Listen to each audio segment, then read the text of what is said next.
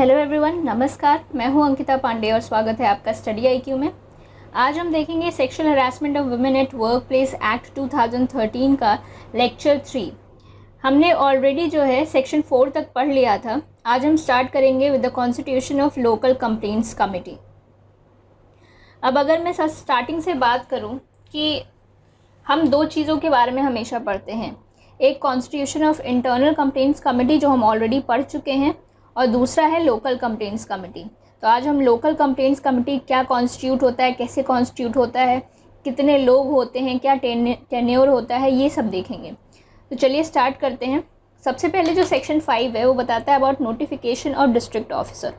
मतलब कि जो भी एप्रोप्रिएट गवर्नमेंट होगी, एप्रोप्रिएट गवर्नमेंट मतलब जिसको हमने पढ़ा था सेक्शन 2 क्लॉज बी में कि एप्रोप्रिएट गवर्नमेंट कौन सी होती है। कि मान लीजिए अगर सेंट्रल जो है गवर्नमेंट या फिर यूनियन टेरिटरी के अंडर अगर ओन्ड या उसके द्वारा संचालित कोई ऑर्गेनाइजेशन है, या फिर मान लीजिए वो फंड करता है, तो वो सेंट्रल गवर्नमेंट उसके लिए एप्रोप्रिएट गवर्नमेंट हो जाएगा। और अगर स्टेट गवर्नमेंट ये सब करता है, फंड करता है, ओन करता है, उसे उस प्लेस को स्टैब्लिश करता है, तो फिर वो उसके लिए एप्रोप्रिएट गवर्नमेंट हो जाएगा। तो जो भी एप्रोप्रिएट गवर्नमेंट होगी अकॉर्डिंग टू सेक्शन 2B, वो नोटिफाई करेगा कि एक डिस्ट्रिक्ट मजिस्ट्रेट या एक एडीएम को या फिर कलेक्टर को या डिप्टी कलेक्टर को एज अ डिस्ट्रिक्ट ऑफिसर। मतलब वो बताएंगे, वो ऐसा नोटिफिकेशन देंगे कि ये पर्टिकुलर डीएम या एडीएम या फिर कलेक्टर या फिर डिप्टी कलेक्टर को हम डिस्ट्रिक्ट ऑफिसर बना रहे हैं, जो कि इस पर्टिकुलर डिस्ट्रिक्ट में इस एक्ट के अंदर जो भी काम करना होगा या जो पावर्स एक्सरसाइज करनी होंगी या फिर जो भी ड्यूटीज़ निभानी होंगी, फंक्शंस करने होंगे, वो करेगा। मतलब कि जो भी एप्रोप्रिएट गवर्नमेंट होगी वो नोटिफिकेशन देके ये बता देगी कि ये पर्टिकुलर डीएम या एडीएम या कलेक्टर या फिर डिप्टी कलेक्टर को हम एक डिस्ट्रिक्ट ऑफिसर की डिस्ट्रिक्ट ऑफिसर की तरह नोटिफाई कर रहे हैं, और ये अब जो भी हम इस एक्ट के तहत एक डिस्ट्रिक्ट ऑफिसर की जिम्मेदारियां निभानी होती है, मतलब जो भी उसको पावर्स मिलती हैं उनको एक्सरसाइज करना है, या जो भी उनको फंक्शंस मिलते हैं, जो भी उनको ड्यूटीज़ मिलती है, वो सब ये करेगा एज अ डिस्ट्रिक्ट ऑफिसर। इसके बाद जो सेक्शन 6 है वो हमसे कहता है constitution and jurisdiction of local committee. कि मतलब कौन कौन लोग इस लोकल कमिटी में होते हैं और कहाँ तक इसका जुरिसडिक्शन होता है। ठीक है, हर district officer, every district officer जो होगा shall constitute in the district a committee to be known as the local committee. तो हर डिस्ट्रिक्ट ऑफिसर एक डिस्ट्रिक्ट में, जिस भी डिस्ट्रिक्ट का वो डिस्ट्रिक्ट ऑफिसर होगा, उसमें एक कमिटी बनाएगा जिसको हम क्या कहेंगे, लोकल कमिटी कहेंगे। और इस लोकल कमिटी का काम क्या होगा, कंप्लेंट्स रिसीव करना। जैसे ये पॉश एक्ट हम लोग पढ़ रहे हैं, तो सेक्सुअल हरासमेंट की कंप्लेंट को रिसीव करना ऐसे एस्टैब्लिशमेंट से जहाँ की इंटरनल कमिटी नहीं बनी हो, क्योंकि या तो वहाँ पे वर्कर्स की संख्या 10 से कम हो, या फिर जो कंप्लेंट है वो जो एम्प्लॉयर है उसी के खिलाफ हो। ठीक है, तो हर डिस्ट्रिक्ट ऑफिसर हर डिस्ट्रिक्ट में एक ऐसी कमेटी बनाएगा जिसको हम लोकल कमेटी कहेंगे। और लोकल कमेटी का काम क्या होगा, सेक्सुअल हरासमेंट्स की कंप्लेंट को रिसीव करना। और ऐसी लोकल कमिटीज़ कहाँ बनती हैं, दो कंडीशंस हैं। पहला है कि जहाँ पे भी इंटरनल कमेटी नहीं बनी होती है, क्योंकि वहाँ पे वर्कर्स की जो संख्या होती है वो या तो 10 से कम होती है, इस वजह से नहीं बनी होती है इंटरनल कमेटी उस इस्टेब्लिशमेंट में, या फिर हो सकता है उस एम्प्लॉयर के खिलाफ ही कंप्लेंट हो। जो एम्प्लॉयर है, मतलब जो लोगों को एम्प्लॉय कर रहा है, जो लोगों को काम पे रख रहा है, उसी के खिलाफ अगर कंप्लेंट है तो आप इंटरनल कंप्लेंट्स कमेटी में तो जाओगे नहीं। ठीक है, क्योंकि वो तो ऑर्गेनाइजेशन की ही होती है, तो वहाँ पे बायस हो सकते हैं वो लोग। तो आप किसके पास जाओगे, लोकल कमेटी के पास जाओगे।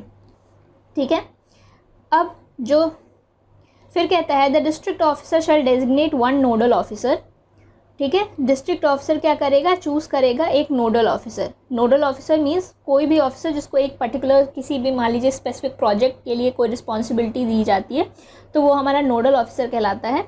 तो डिस्ट्रिक्ट ऑफिसर एक नोडल ऑफिसर को डेजिग्नेट करेगा या चूज़ करेगा हर ब्लॉक, तालुका और तहसील के लिए। रूरल या ट्राइबल एरिया की अगर बात करें, और अगर हम बात करें अर्बन एरिया में, तो अर्बन एरिया में क्या होता है, म्यूनिसिपैलिटी होता है और वार्ड्स होते हैं। ठीक है, और ये क्या करेगा, ये नोडल ऑफिसर क्या करेगा, रिसीव करेगा कंप्लेंट को और उसको किसके पास फॉरवर्ड करेगा, लोकल कमेटी के पास फॉरवर्ड करेगा। जो चीज़ याद रखने वाली है वो ये है कि कितने टाइम पीरियड की बात यहाँ पे हो रही है, कितने टाइम पीरियड के अंदर उसको फॉरवर्ड करना है, तो 7 दिन के अंदर। तो पहले क्या हमने देखा कि जो भी डिस्ट्रिक्ट ऑफिसर है वो एक नोडल ऑफिसर बनाएगा, ठीक है, एक नोडल ऑफिसर को चूज़ करेगा। और अगर मान लीजिए गाँवों की बात हो रही है या रूरल एरिया की बात हो रही है तो एक नोडल ऑफिसर हर ब्लॉक, तालुका और तहसील में।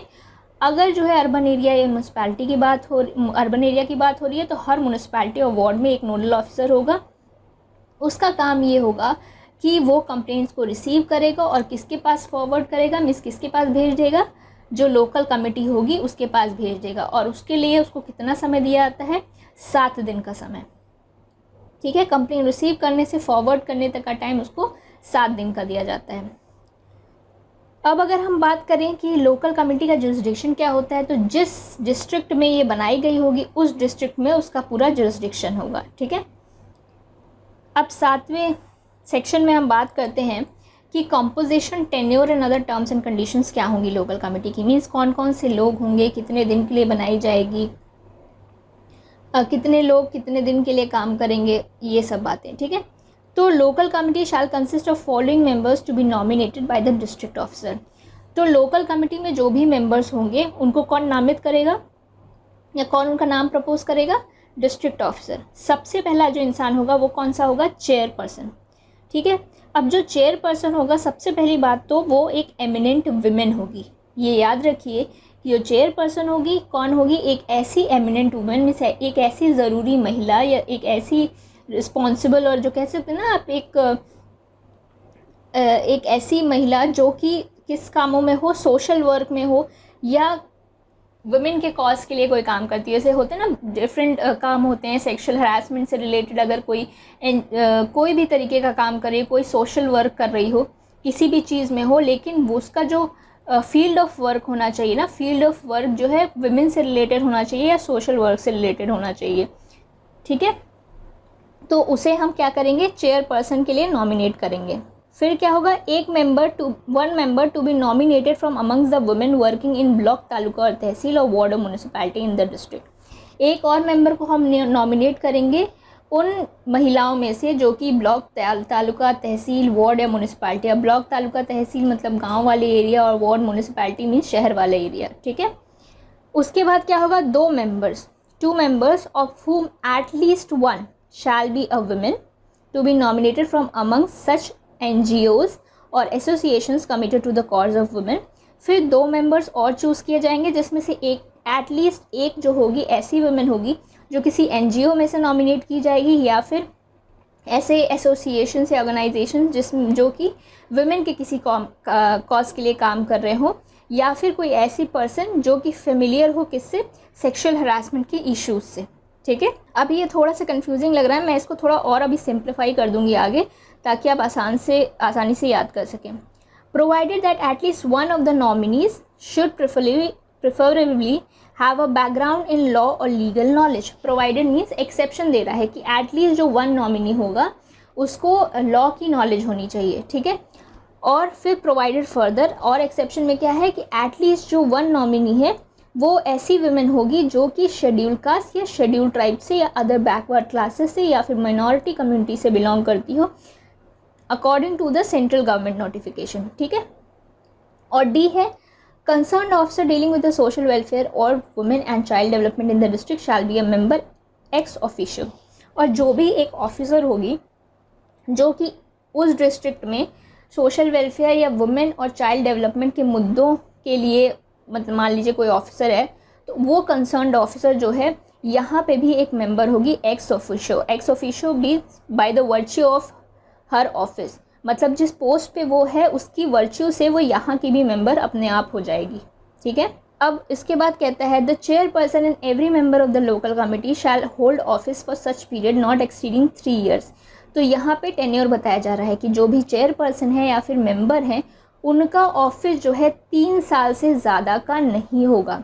किस दिन से, from the date of their appointment, जिस दिन से उनको अपॉइंट किया जाता है उस दिन से 3 साल तक जो है वो ऑफिस होल्ड करेंगे, जैसा कि डिस्ट्रिक्ट ऑफिसर स्पेसिफाई करेगा। अब ये बताया है कि कौन कौन सी ऐसी कंडीशंस होंगी जिसमें कि चेयरपर्सन या किसी भी और मेंबर्स को निकाला जा सकता है उनकी पोस्ट से। तो मान लीजिए अगर कोई भी चेयरपर्सन या कोई भी मेंबर जो है वो सेक्शन 16 के खिलाफ जाते हैं। सेक्शन 16 जो है, मैं आपको बता दूं, जब हम इंटरनल कंप्लेंट्स कमेटी पढ़ रहे थे ना, तो वहाँ पे भी हमने सेक्शन 16 की बात की थी। तो सेक्शन 16 बात करता है अबाउट प्रोहिबिशन ऑफ पब्लिकेशन और making known contents of complaint and inquiry proceedings. मतलब कि देखिए, जब भी कोई कमेटी में ना सेक्सुअल हरासमेंट की कोई कंप्लेंट आती है, तो जैसे हम लोग बेसिकली बहुत सारे प्राइवेट इश्यूज ऐसे होते हैं, जैसे रेप होता है या कुछ, तो हम लोग क्या कहते हैं, इन कोर्ट प्रोसीडिंग्स करवाते हैं, मीन्स प्राइवेट प्रोसीडिंग्स करवाते हैं। वैसे यहाँ पे भी एक रूल है कि चाहे वो इंटरनल कंप्लेंट्स कमेटी हो या लोकल कंप्लेंट्स कमेटी हो, लोकल कमेटी हो, दोनों में अगर कोई भी प्रोसीडिंग्स चल रही है ना, तो उसके मेंबर्स या जो चेयरपर्सन होते हैं उनकी ये रिस्पॉन्सिबिलिटी होती है कि वो ऐसे पब्लिक, मतलब वो जो कंटेंट्स हैं प्रोसीडिंग की या फिर जो नाम वगैरह है, जो डिटेल्स हैं विक्टिम के, ये सब चीज़ों को पब्लिक ना करें। मतलब बाहर जाके ना बताएं कि क्या चल रहा है प्रोसीडिंग्स में और विक्टिम कौन है, या उसकी डिटेल्स ना दें। ठीक है, तो अगर वो ऐसा करते हैं सेक्शन 16 के खिलाफ जाते हैं, या फिर वो किसी भी ऑफेंस के लिए कन्विक्ट हो जाते हैं, मतलब किसी भी ऑफेंस के लिए उनको दोषी पाया जाता है, या फिर उनके खिलाफ कोई ऑफेंस को लेकर किसी तरीके की इंक्वायरी बैठी हो या फिर पेंडिंग हो, सी है, या फिर मान लीजिए उनके खिलाफ कोई डिसिप्लिनरी प्रोसीडिंग्स चलाई जा रही हों जिनमें उन्हें या तो गिल्टी पाया गया हो या फिर वो डिसिप्लिनरी प्रोसीडिंग्स अभी तक उनके खिलाफ चल रही हो, ख़त्म नहीं हुई हैं। ठीक है। डी है कि अगर उन्होंने अपने पोजीशन का गलत फ़ायदा उठाया हो। ठीक है, तो अगर मान लीजिए जो भी उनको पद दिया गया है उसका उन्होंने गलत तरीके से इस्तेमाल किया है, या फिर ऐसा इस्तेमाल किया है कि वो प्रेजुडिशियल है to the public interest. Prejudicial to the public interest का मतलब होता है कि हार्मफुल टू समवन। अब यहाँ पब्लिक इंटरेस्ट की बात हो रही है, तो हार्मफुल टू द पब्लिक, ऐसा कोई यूज़ किया है जो लोगों के हित में नहीं है। तो जो भी चेयरपर्सन या मेंबर इन तीनों में से कोई भी काम, चारों में से कोई भी काम जो करेगा उसको उसके पद से हटा दिया जाएगा। और जो भी वैकेंसी वहाँ पे क्रिएट होगी, जो भी कैजुअल वैकेंसी उस इंसान के हटाने से वहाँ पे क्रिएट हो जाएगी, उसके लिए फ्रेश नॉमिनेशन कर दिया जाएगा, फिर से लोगों को नामित कर दिया जाएगा। इसी जो भी प्रोविजंस हमने इस सेक्शन में देखे हैं नॉमिनेशन के, उसके हिसाब से। ठीक है। अब जो चेयरपर्सन या मेंबर है लोकल कमेटी के, अदर देन जो मेंबर्स नॉमिनेटेड हैं क्लॉज बी और डी ऑफ सब सेक्शन 1 में, वो उनको ऐसे फीस या अलाउंसेस दिए जाएंगे जो कि जिसके लिए वो एंटाइटल्ड हो। ठीक है। जो भी चेयरपर्सन्स हैं या जो भी मेंबर्स हैं लोकल कमेटी के, जैसे हमने इंटरनल कंप्लेंट कमेटी में भी, आपको याद होगा, वहाँ पे भी ऐसे जो मेंबर्स नॉमिनेटेड होते हैं उनको कुछ फ़ीस और अलाउंस देने का वो होता है, वो एंटाइटल्ड होते हैं। क्यों? क्योंकि वो पर्टिकुलर प्रोसीडिंग्स पूरी करते हैं, वो अपना काम करते हैं, तो उनके लिए कुछ पर्टिकुलर फ़ीस या अलाउंस जो भी फिक्स होता है वो उनको दे दिया जाता है, जैसा भी प्रिस्क्राइब्ड होता है। ठीक है। और यहाँ पे एक चीज़ याद रखिएगा, other than the members nominated under clause B and D of subsection 1। तो पहले ये देख लेते हैं, B and D of subsection 1। Subsection 1 में बी और डी, तो इन दोनों लोगों को छोड़ के, ठीक है, तो ये बताया गया है कि किनको किनको नहीं दिया जाएगा। तो जो चेयरपर्सन या मेंबर्स हैं लोकल कमेटी के, अदर देन जो मेंबर्स नॉमिनेटेड हैं क्लॉज बी एंड डी में ऑफ सबसेक्शन 1, तो उन दोनों मेंबर्स को छोड़ के बाकी लोगों को जो भी फीस या अलाउंस देना है वो दिया जाएगा, जैसा भी प्रिस्क्राइब्ड होगा। ठीक है। अब बात है कॉन्स्टिट्यूशन ऑफ द एलसी। ये कॉन्स्टिट्यूशन ऑफ द एलसी हम ऑलरेडी पढ़ चुके हैं पूरा, लेकिन क्योंकि वो थोड़ा सा कंफ्यूजिंग था तो मैंने यहाँ इसको फिर से लिख दिया है ताकि वो आपके लिए आसान हो जाए समझने के लिए। अब सबसे पहले क्या याद रखना है कि चेयरपर्सन किसको बनाएंगे। चेयरपर्सन एक एमिनेंट वुमेन होगी जो कि सोशल वर्क या कॉज ऑफ वुमेन के फील्ड से होगी। मतलब एक ऐसी इम्पॉर्टेंट सी महिला जो कि या तो सोशल वर्क करती हो या तो वो सोशल वर्क करती है और साथ ही वुमेन से रिलेटेड जो कॉजेज़ होते हैं, चाहे वो सेक्सुअल ऑफेंसेस हो गए हैं या किसी भी तरीके के वुमेन से रिलेटेड जितने भी ऑफेंसेस हैं या फिर वुमेन से रिलेटेड कोई भी कॉज है, ठीक है, चाहे वो चाइल्ड मैरिज हो या कुछ भी हो, मतलब वुमेन से रिलेटेड कोई भी इश्यूज से डील करती हो, तो उसको हम चेयरपर्सन बनाएंगे। फिर लोकल वुमेन में कौन होगी? एक मेंबर जो कि नॉमिनेट की जाएगी ब्लॉक, तालुका, तहसील, वार्ड या म्यूनिसपैलिटी से, डिस्ट्रिक्ट के, ठीक है। फिर एनजीओ मेंबर्स में कौन कौन सा होगा?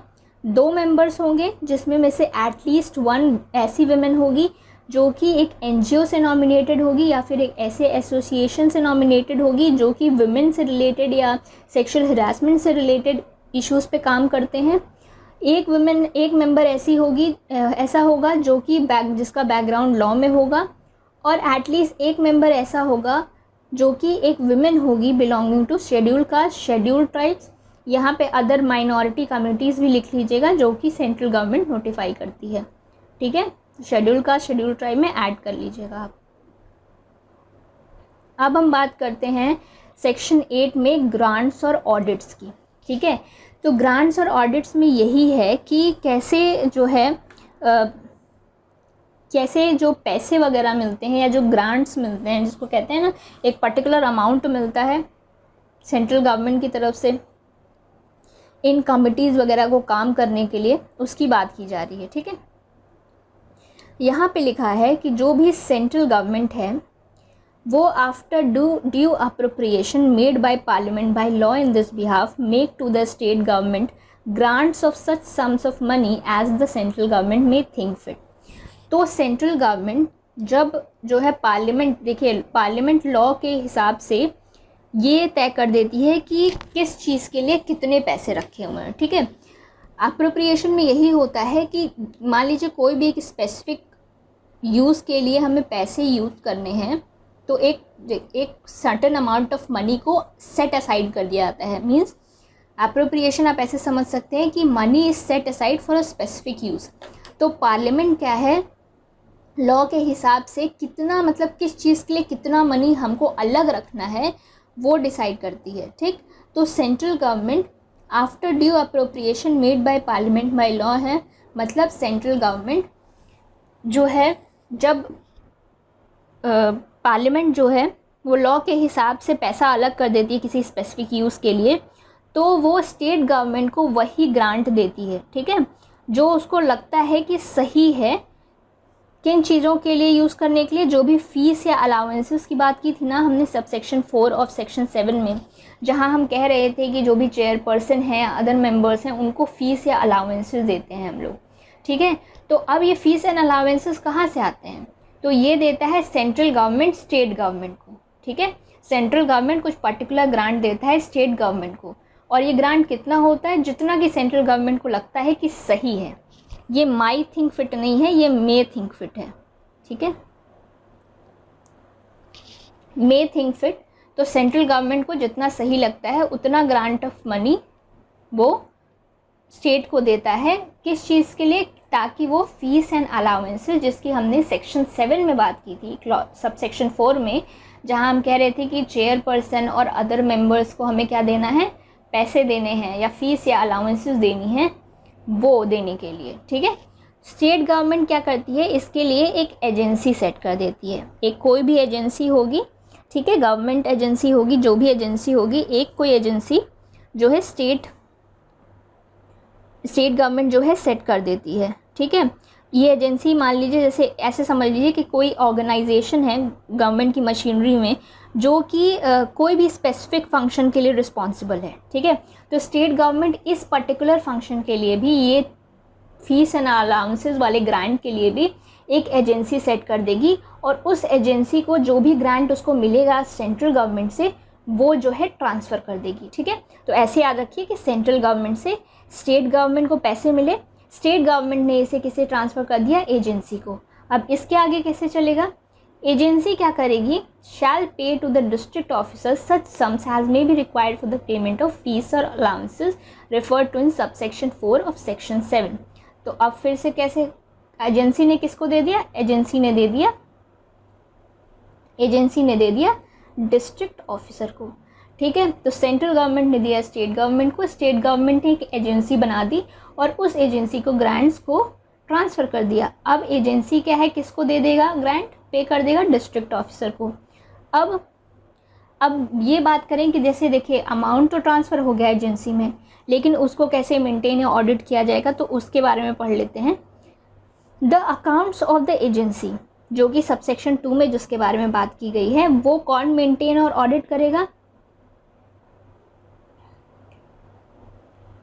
shall be maintained and audited in such manner as may in consultation with the accountant general of the state be prescribed, and the person holding the custody of the accounts of the agency shall furnish to the state government before such date as may prescribe its audited copy of accounts together with auditor's report thereon। तो जो भी agency के accounts होंगे ना, वो accountant general के consultation में उसको ऑडिट किया जाएगा। ठीक है, अकाउंटेंट जनरल मीन्स वो एक ऐसी पोस्ट होती है जो कि रिस्पॉन्सिबल होती है पूरे इंटरनल कंट्रोल के लिए, या आप समझ सकते हैं जैसे कोई हेड अकाउंटेंट होता है ना किसी भी पब्लिक ऑफिस में, तो accountant general of the state means ऐसा ही एक हेड अकाउंटेंट जो कि किसी स्टेट में कोई भी इंटरनल अकाउंटेंट वाला जो काम होता है ऑडिटिंग वाला, responsible for establishing and maintaining N adequate system of internal controls, ऐसे आप बोल सकते हैं। तो जो कि अकाउंट्स को ऑडिट करने का काम करता है, तो उसके ही कंसल्टेशन में ये एजेंसी के पूरे अकाउंट्स को ऑडिट किया जाएगा। और जो पर्सन उन अकाउंट्स को होल्ड करता है, मतलब जैसे एजेंसी में कोई ऐसा इंसान होगा ना जो उस अकाउंट को होल्ड करता होगा, ठीक है, जो भी आते हैं पैसे उसको कोई ना कोई होल्ड करता होगा, उसके अकाउंट्स किसी के पास होंगे, तो वो पर्सन क्या करेगा, स्टेट गवर्नमेंट को जो भी ऑडिट हुआ है अकाउंट्स का उसकी copy, it's audited copy of accounts और ऑडिटर की रिपोर्ट, मतलब रिपोर्ट भी बनेगी और कॉपी भी अकाउंट का दोनों बनेगा, और दोनों किसको सबमिट किया जाएगा, स्टेट गवर्नमेंट को। फिर से समझ लीजिए, थोड़ा सा कंफ्यूजिंग है। जो अकाउंट्स होंगे एजेंसी के वो किसके कंसल्टेशन में ऑडिट किए जाएंगे या मेंटेन किए जाएंगे, accountant general of the state की। ये एक पोस्ट है जो कि स्पेसिफिकली ऑडिट करने के पर्पस के लिए है। ठीक है,